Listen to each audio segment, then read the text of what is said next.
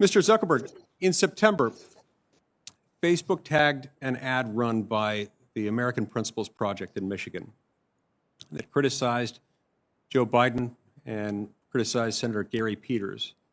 And the ad was tagged because it was, quote unquote, missing context. Now, the next day, the ad was shut down entirely by Facebook.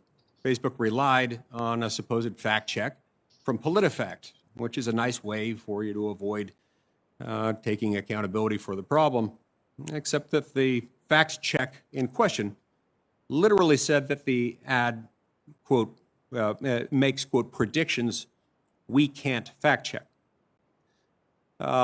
Apparently, this had to do with lacking context. So when did lacking context become a new standard for political ads? I mean, all political ads, all ads in general, but certainly all political ads lack context. Ben Sasse just finished a resounding victory in Nebraska. And I haven't seen his TV ads, but I'm sure they're brilliant. This guy's made for television. He's with or without the beard. And I'm sure his ads didn't say, Ben Sasse, great senator, but not that great of a hockey player. Or there is always context that is lacked out, that is lacking, left out in any advertisement.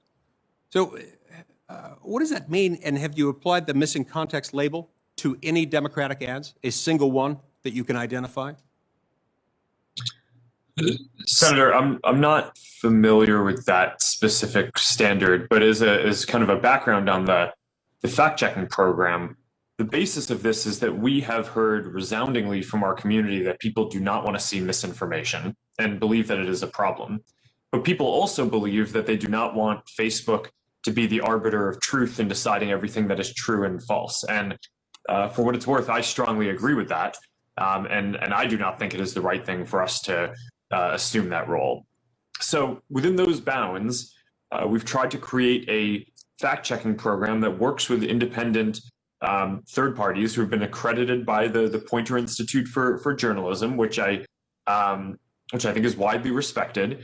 And we give those fact checkers the latitude to determine whether ads or other content on our service is accurate. And if not, we apply some demotions or we prevent them from being run as ads. I can follow up in more detail afterwards on Thank you. On the specifics of your questions, since I'm not as familiar with them right now. I would appreciate that very much if you'd be willing to do that, because it's not only inconsistent with logic and with what the standards that apply in every other advertising context that I'm familiar with.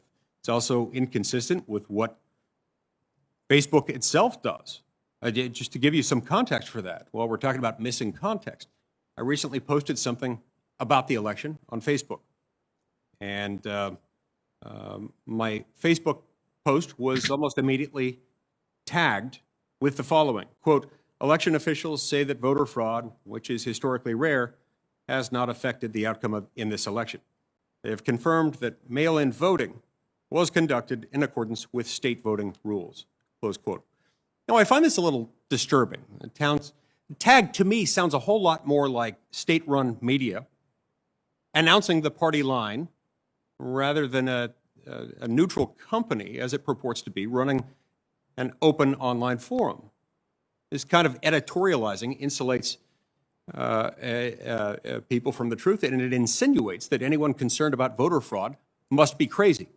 It also states it as if it were an irrefutable, neutral, objective fact. Now, maybe these kinds of concerns are out of the mainstream in Palo Alto, but they're not out of the mainstream with the rest of America. I have to reiterate, I hope this kind of manipulation wasn't intentional, but it's getting harder and harder for me to accept the premise that it could be anything but intentional. And if it was intentional, it's yet more evidence that Facebook's actions surrounding this election are incongruent with the promises that you've made to your own users. And that's a problem.